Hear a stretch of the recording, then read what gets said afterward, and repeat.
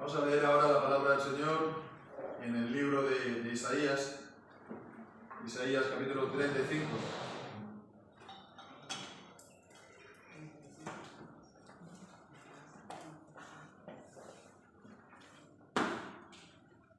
Desde el versículo 8 hasta 10. Y dice así la palabra del Señor: y habrá allí calzada y camino, y será llamado camino de santidad. No pasará inmundo por él, sino que él mismo estará con ellos. El que anduviere en este camino, por torpe que sea, no se extraviará. No habrá allí león, ni fiera subirá por él, ni allí se hallará, para que caminen los redimidos. Y los redimidos de Jehová volverán, y vendrán a Sión con alegría, y gozo perpetuo será sobre sus cabezas. Y tendrán gozo y alegría, y huirán la tristeza y el gemido. Amén. El Señor bendiga su santa palabra. En el libro de los Hechos se nos dice una y otra vez que se nos llama la fe cristiana como con la palabra camino, ¿no? Esto hasta 8 veces. Hasta 8 veces en el libro de los Hechos se llama a la fe cristiana como camino, como por ejemplo leemos en el libro de los Hechos capítulo 24 y versículo 14.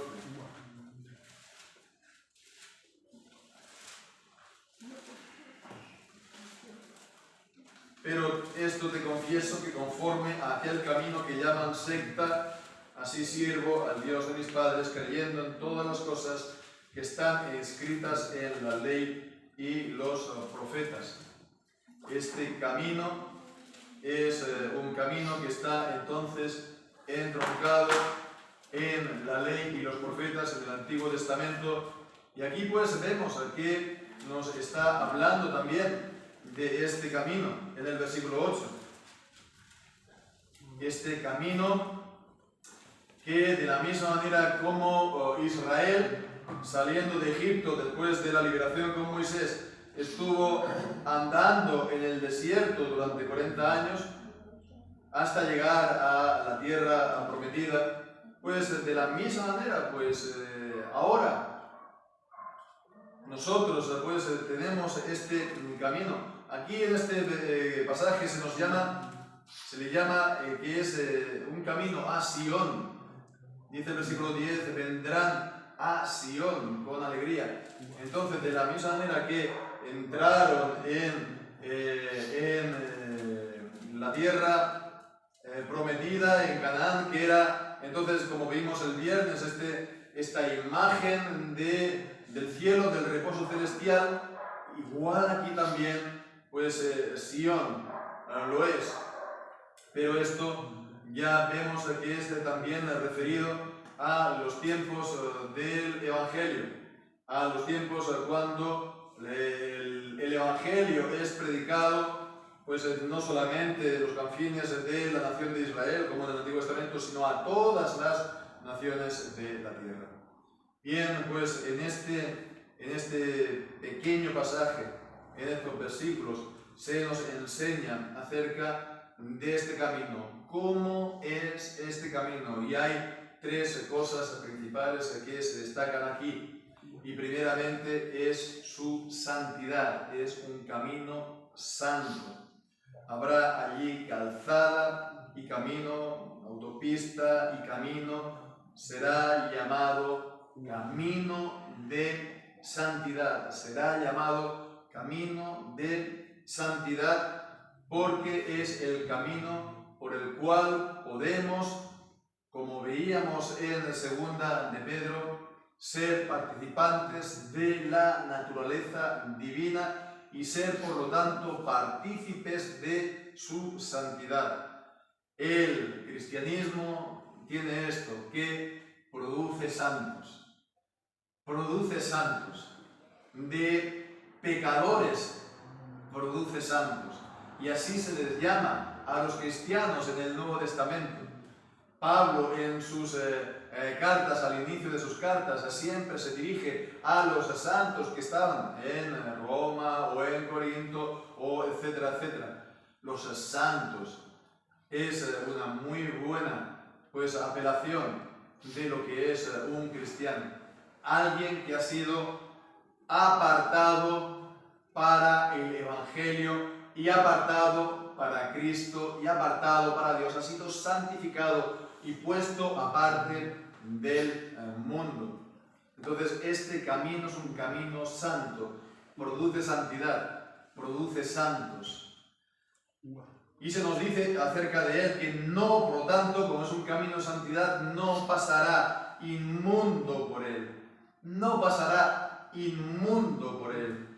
El inmundo es el hombre en su estado natural, es entonces el hombre en la dureza de su corazón, y es un hombre que está inmerso y sumergido en un mar de pecado.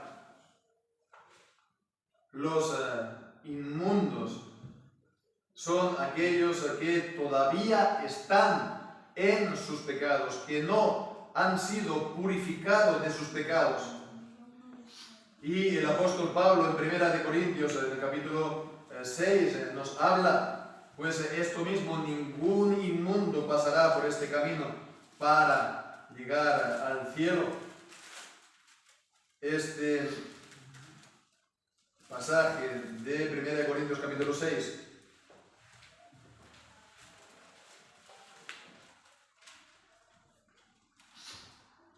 en el versículo 9: ¿no sabéis que los injustos no heredarán el reino de Dios?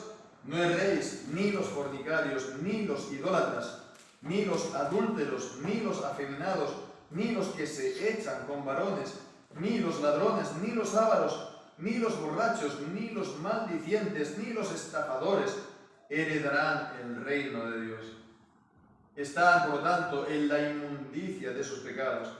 Versículo 11: esto diréis algunos, pero ya habéis sido lavados, ya estáis santificados, ya habéis sido purificados, y dice también, añade, ya estáis justificados en el nombre del Señor Jesús y por el Espíritu de nuestro Dios. Aquellos que están en sus pecados, entonces no han sido realmente lavados de sus pecados, no han sido santificados, no han sido purificados, y por tanto son inmundos. Y hay esa separación radical entre el camino de Dios y este pecado y esta inmundicia.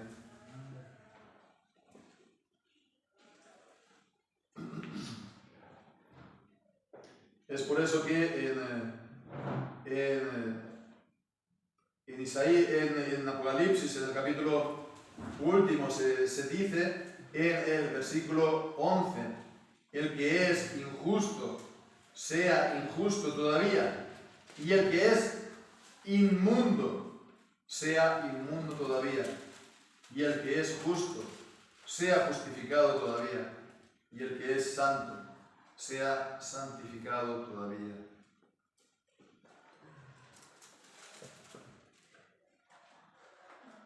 La demanda de la santidad, por lo tanto, es algo imprescindible. Es imprescindible. Dice en Hebreos, capítulo 12, que busquemos la santidad, seguir la paz, versículo 14, con todos, y la santidad, sin la cual nadie verá al Señor. Sed santos, porque yo soy santo. Y no lo podemos ser, por supuesto, por nuestra naturaleza, pero el Señor nos santifica. Cuando venimos entonces a Cristo, como hemos visto esta mañana, cuando confiamos en Él, cuando recibimos esta nueva vida, entonces el Señor hace brotar esta santidad de nosotros. Hemos de seguir la paz y la santidad. El camino es un camino de santidad. ninguna inmundicia, hermanos, entrará en el cielo. Y el Señor nos ha lavado y justificado.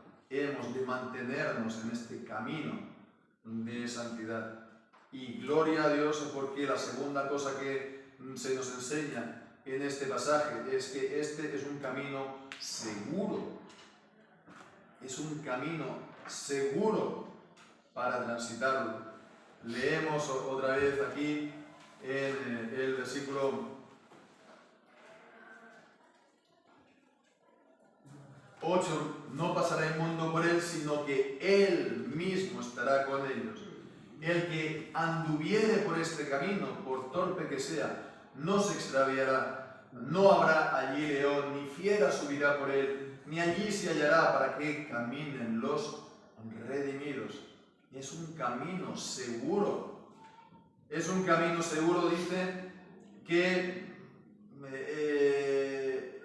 hasta el que sea más torpe no se extraviará. Aun la persona pues menos aventajada y más torpe espiritualmente, si realmente está en este camino, en el camino de la santidad, no se apartará, no se extraviará. Aquí nos está enseñando la palabra acerca de la doctrina de la perseverancia de los santos, que los santos, habiendo recibido la salvación, el Señor los va a mantener en ese camino de salvación, porque esto depende de Dios, que es inmutable, y porque Él es inmutable no hemos sido consumidos, como dice Malaquías. Y también pues de que Él ha prometido bajo juramento que los herederos de la promesa, aquellos por los cuales Él murió, la iban a recibir, como enseña Hebreos capítulo 6, por dos cosas inmutables, en las cuales es imposible que Dios mienta: su promesa y el juramento añadido, para que veamos a que realmente, si hemos creído en Cristo, somos herederos de la promesa, y Dios no es injusto para olvidar el trabajo y el servicio de amor que hemos hecho para con Él. Entonces es un lugar seguro, es un lugar del que uno no se extravía, del que uno no cae. Sabemos que están estas distorsiones, ¿no?, de aquellos que no creen acerca de la perseverancia de los santos, diciendo, bueno, pues entonces, si es así, pues bueno, tú crees, ¿no?, aceptas al Señor y vives como quieras, porque una vez es santo, pues una vez es salvo, siempre es salvo, etcétera, etcétera. Pero no es para nada esto. La cuestión es que si uno realmente está en Cristo, está en este camino de salvación, y Dios lo guarda. Dios lo guarda y lo preserva. Como también hemos visto esta mañana, el que inicia la buena obra la continuará hasta el día de Jesucristo. Filipenses capítulo 1. Es un lugar seguro. ¿Por qué? Pues porque además tenemos la presencia del Señor Jesucristo. Vemos aquí, sino que Él mismo estará con ellos. Esto es la cuestión. Es seguro porque Cristo está con nosotros. Mateo 28. He aquí, yo estoy con vosotros todos los días. Nuestro sumo sacerdote está en los cielos, Él está rogando por nosotros, pero Él está también con nosotros por medio de su Espíritu Santo que Él ha enviado a la iglesia. La presencia de Cristo la tenemos. No os dejaré huérfanos, os enviaré otro Consolador. Es la presencia de Cristo en la iglesia. El Consolador, el Espíritu Santo. Y por lo tanto vemos que teniendo la presencia de Cristo en medio de nosotros es un lugar seguro, porque por ese camino no transita el león. El león rugiente está dando vueltas, pero está dando vueltas alrededor de ese camino. pero no está en ese camino, no está en la iglesia, de la verdadera iglesia, de los verdaderos creyentes elegidos que están verdaderamente unidos, porque Cristo ha vencido al maligno. Es lo que una y otra vez enseña y repite el apóstol Juan en su primera carta, en Juan capítulo, primera de Juan capítulo 2.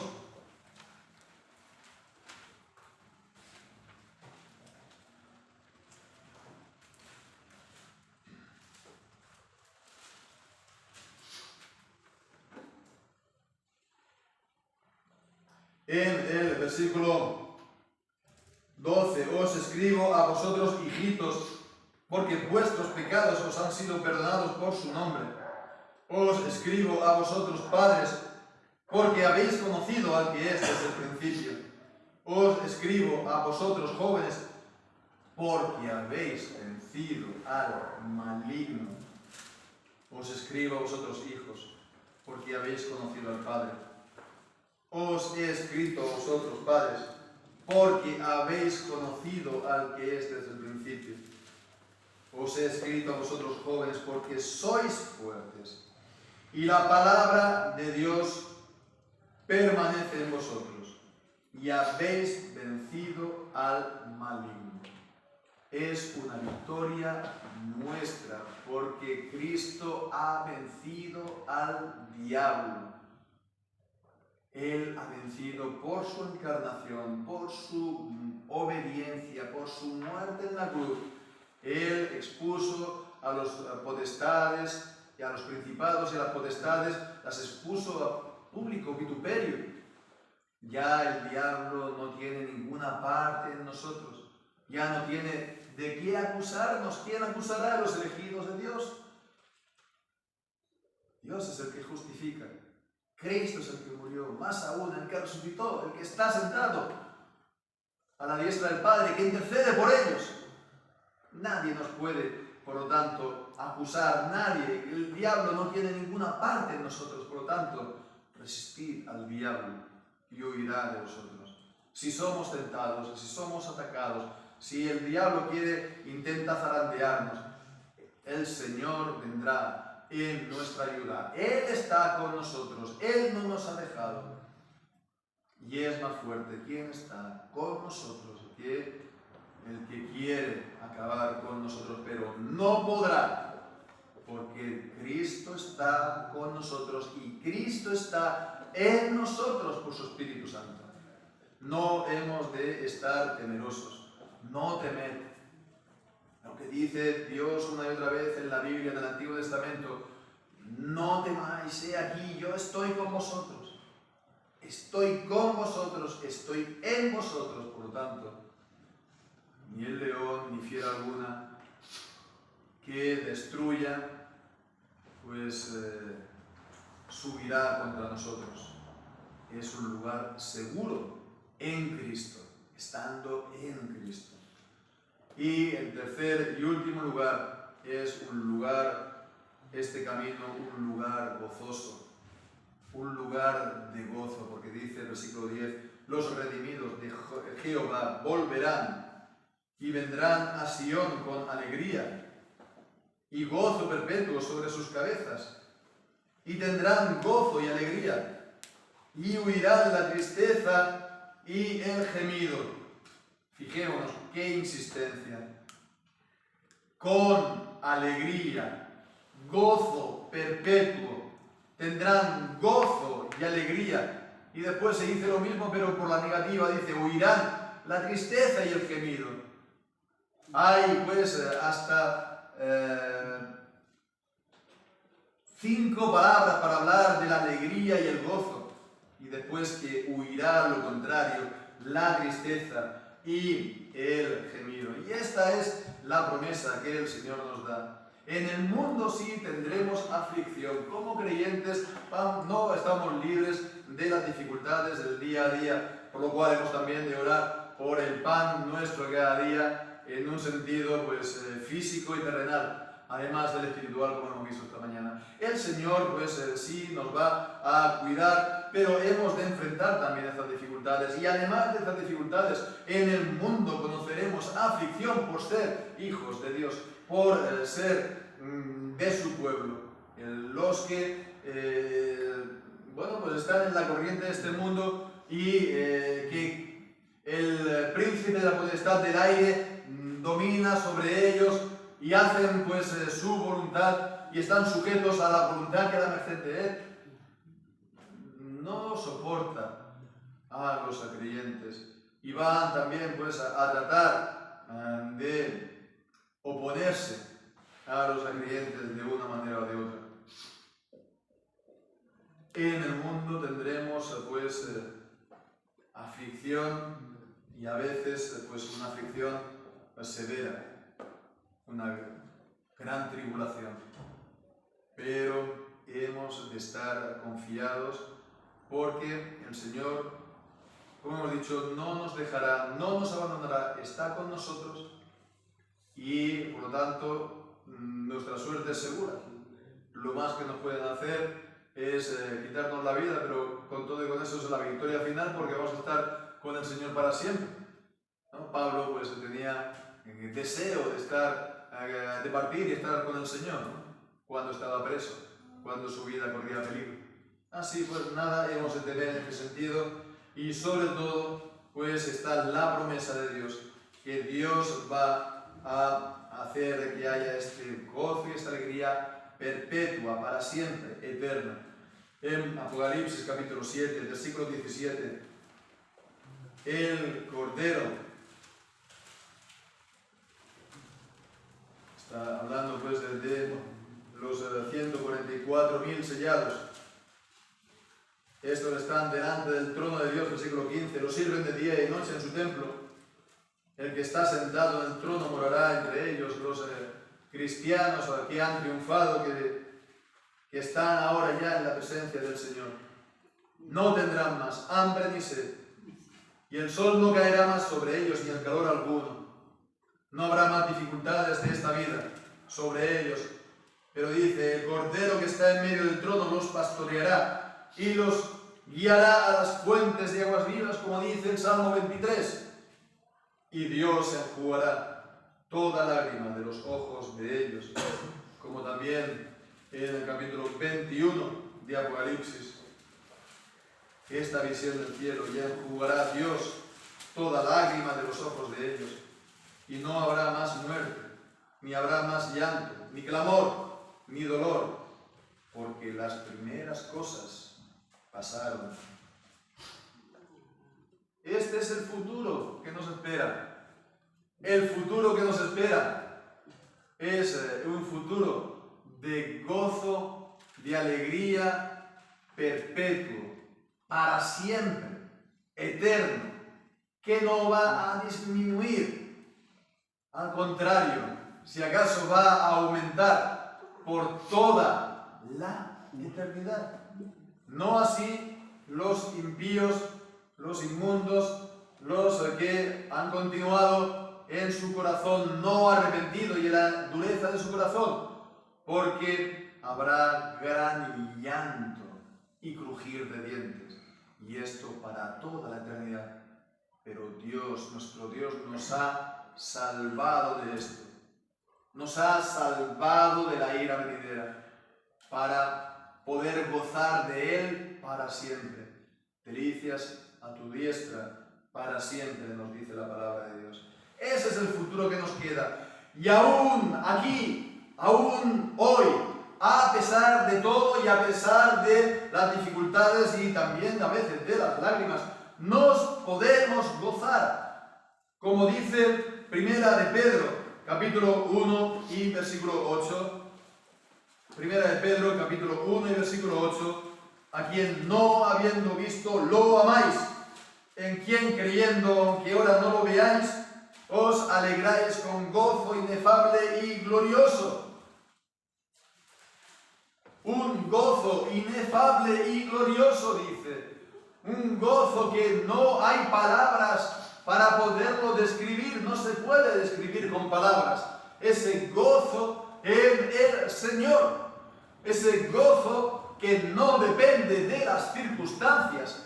Ese gozo que es nuestra parte y nuestra porción para siempre y también aquí, ahora. ¿Y cómo tener entonces este gozo en medio de las dificultades? ¿Y cómo tener el gozo en medio de las persecuciones y de las aflicciones? Incluso el gozo en medio de las lágrimas. ¿Cómo tener ese gozo que nos dice aquí la palabra? Pues vemos, centrándonos en Cristo, dice, a quien no habiendo visto lo amáis, en quien creyendo, aunque ahora no lo veáis, os alegráis. Es cuando nos centramos, vemos en Cristo y ponemos nuestro corazón y nuestro amor en Él, y poniendo pues nuestra fe y nuestra esperanza en Él, que surge y que brota este gozo por el Espíritu Santo. Porque también es inexplicable esto a los demás que no tengan la fe y no tengan la experiencia de Cristo. No lo van a entender. ¿Cómo puede uno estar gozoso en medio de las aflicciones? Pues sí, claro, por Cristo. Porque estas aflicciones al final son prenda de que somos hijos suyos si las pasamos en esta fe en Él. Y nos gozamos entonces en Él con ese gozo inefable y glorioso. Cristo, nuestro amado, a quien ama nuestra alma. Y hemos entonces pues de centrar nuestros pensamientos también en el Señor. Para eso el Señor de tanto en cuando pues nos hace este alto en el camino y nos da, como hoy, estos tiempos señalados y estos tiempos para que como congregación estemos conmemorando a Cristo y conmemorando su muerte por nosotros. Y no solamente es una conmemoración, es también una celebración en la que Cristo está presente y podemos entonces participar de esta señal y de este sello, pues con esta seguridad de que estamos entonces en comunión con Cristo, recibiendo a Cristo en nuestra alma, teniendo entonces este compañerismo y esta comunión con Él. Entonces, pues, hermanos, hemos de estar muy agradecidos al Señor, que el Señor nos da las prendas, las señales de Cristo, ¿verdad? Para nosotros, para la iglesia, para nosotros creyentes. Hemos de estar muy agradecidos que el Señor nos da este lugar donde congregarnos y dar los cultos públicos en las ordenanzas que el Señor pues ha instituido y que el Señor nos ha guiado en su gran misericordia a un correcto entendimiento de la palabra, de cómo ha de ser el culto, de cómo ha de ser la pureza de la adoración, de que cómo se tienen que cantar los salmos, etcétera, etcétera, etcétera. Un culto bíblico, un culto según la palabra de Dios. Esto el Señor lo ha hecho por pura gracia. No era que nosotros seamos mejor o más que los demás, pero Él lo ha hecho pues, y entonces pues tenemos que estar agradecidos por ello. Agradecidos entonces de este gran privilegio que el Señor nos da de congregarnos, de tener también la predicación de la palabra, de tener también un grupo nutrido y creciente de hermanos, ¿no? Que a cada vez que vamos teniendo la cena del Señor, vamos también recibiendo nuevos hermanos a la cena, a la comunión, y el Señor nos ha dado esto, y hemos también de estar agradecidos. Y hermanos, también orar al Señor para que esto continúe, que esto no pare. Habiendo comenzado a hablar con tu siervo, pues que el Señor siga dando pues lo mismo que nos ha dado hasta ahora. Que podamos ver este crecimiento ininterrumpido de la iglesia. Porque hermanos, si la iglesia no crece, pues entonces es un... Bueno, el Señor puede también enviar momentos de prueba y puede enviar momentos que ha de probar nuestra fidelidad, ¿no? Y que podamos pasar pues, por lugares áridos y desérticos. Pero, hermanos, lo normal que hemos de estar esperando y hemos de pedir del Señor es el crecimiento de la iglesia. Pues entonces el Señor nos da estos grandes privilegios, nos está bendiciendo realmente. Hemos de estar muy agradecidos al Señor. Y todo esto, pues, ¿para qué? Pues para que nos acordemos, hermanos, de Cristo. Nos acordemos de Él. Nos acordemos de su bendición en estos días. Nos acordemos de la bendición de hoy, participando de la cena. Nos acordemos de esto a menudo. Y, hermanos, de esta manera, pues, estemos anhelando también, pues, la próxima vez que el Señor, pues, vuelva a visitarnos y traiga, pues, el olor de la fragancia de su presencia. Hermanos, pues, tenemos ahora un nuevo tramo de este camino por delante, fortalecidos en Él, fortalecidos en Cristo, fortalecidos en su palabra, esforzándonos en Él, como veíamos también ayer, ¿no? Y también, pues, como vemos aquí, hermanos, resueltos a seguir este camino de santidad, apartándonos de las contaminaciones del mundo y confiados en que Él nos guarda y, hermanos, gozándonos en Cristo, en nuestro amado. Y seamos, hermanos, agradecidos al Señor, porque esto es, hermanos, lo principal, no dejar nunca de dar gracias al Señor por lo mucho que el Señor nos da para nuestra vida, que nos colma de bendiciones, pero también espiritualmente. Las grandes bendiciones que tenemos en Cristo. Somos bendecidos con toda bendición espiritual en los lugares celestiales en Cristo. Gloria a Él.